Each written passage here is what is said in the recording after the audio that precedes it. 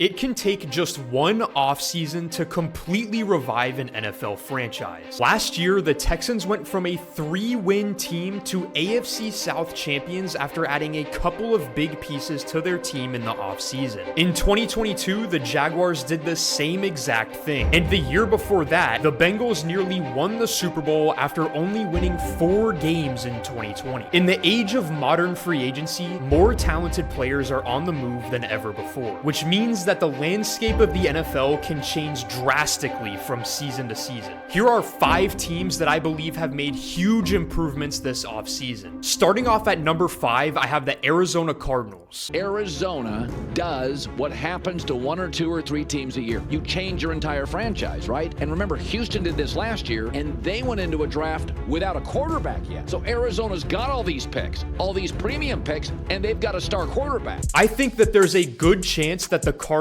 double their win total from last season, which would be a pretty huge improvement for a team that has only won 8 games in the past 2 years combined. This offseason, they signed wide receiver Zay Jones and drafted Marvin Harrison Jr., which should be some pretty impactful signings because last season, their leading receiver was Hollywood Brown, who had 547 yards on the year. Between Marvin Harrison Jr., Zay Jones, and Trey McBride, that's a pretty good room of pass catchers.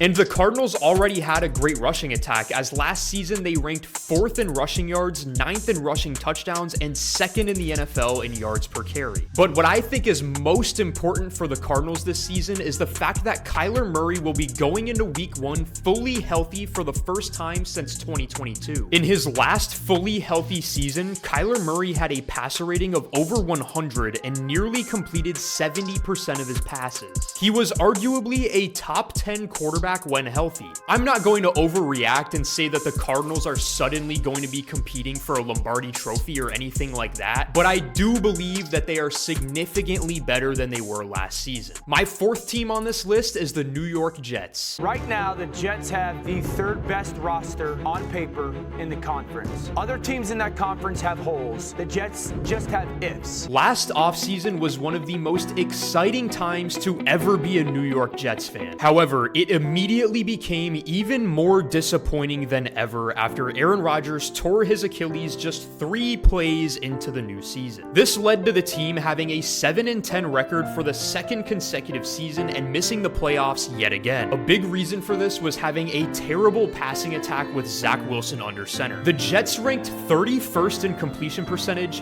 30th in passing yards, and their 11 passing touchdowns ranked last in the entire NFL. I understand that he's 40 years old and coming off of a serious injury that can make an athlete a shell of their former selves, but I believe that the shell of Aaron Rodgers is still infinitely better than Zach Wilson ever has been or will be in the NFL. Aside from that, they signed 8-time Pro Bowl offensive tackle Tyron Smith. While he's been injury prone for the past couple of years, Smith is a great addition to an offensive line that allowed the 2nd highest pressure percentage in the NFL last season. And for extra assurance, they drafted Olu Fashanu out of Penn State with the 11th overall pick. They also signed Mike Williams, who has been one of the biggest downfield threats in the league for the past couple of years. And on the defensive side of the ball, they brought in Hassan Reddick, who has had double-digit sacks in each of the past 4 seasons. So I'd say that I'm cautiously optimistic about the Jets heading into this year. I don't want to get my hopes up too much because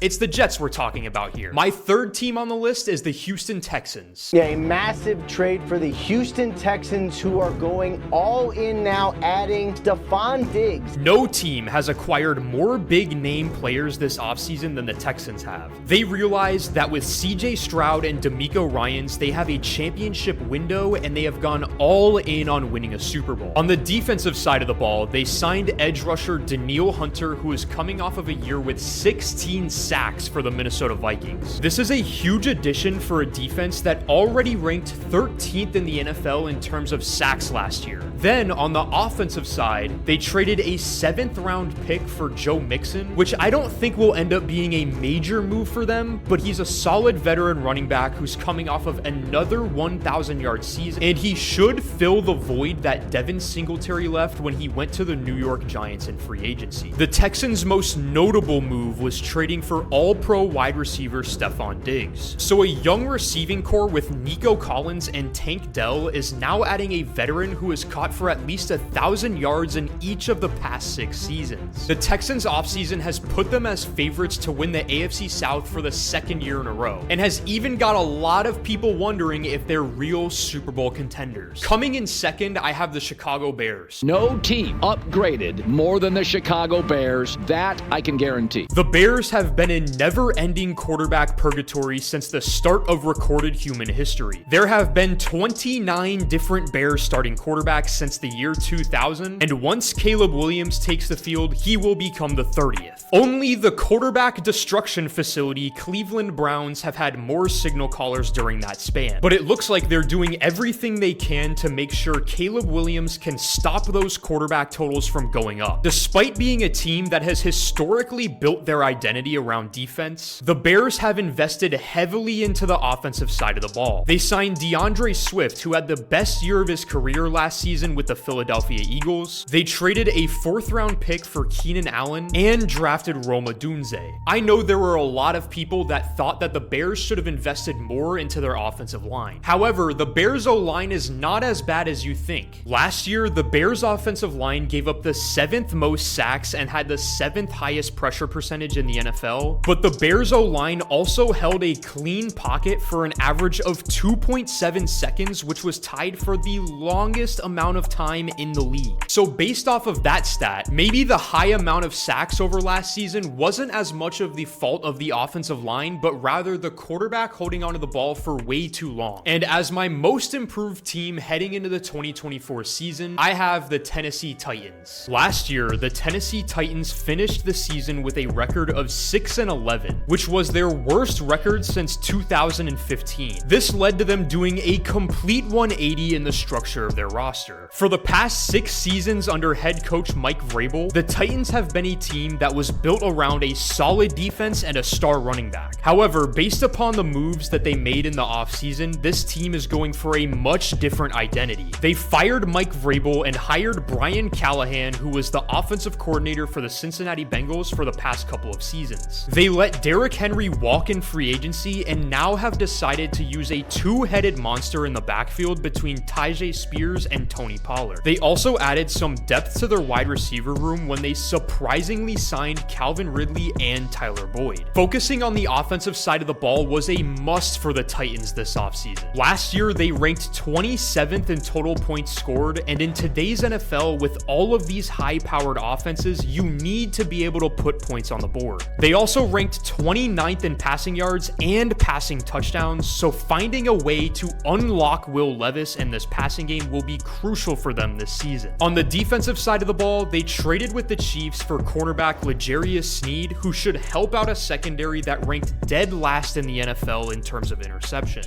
Overall, the Titans have completely changed the identity of their team. This is a team that is ranked in the bottom 6 of the NFL in terms of passing attempts in each of the past 6 seasons. And I no longer believe that's their brand of football anymore. With a quarterback who has an arm like Will Levis and receivers like D-Hop, Ridley, and Tyler Boyd, this offense is going to be taking some shots through the air. We've seen Brian Callahan run a Bengals offense that has been built around the deep ball and explosive plays. And I expect that to continue with the Tennessee Titans. Let me know in the comments what teams you think improved the most this offseason. And as always, thank you guys so much for watching. Please make sure to like and subscribe so I can continue making quality NFL content for all of you. And once again, thank you all so much for watching, and I'll see you next time.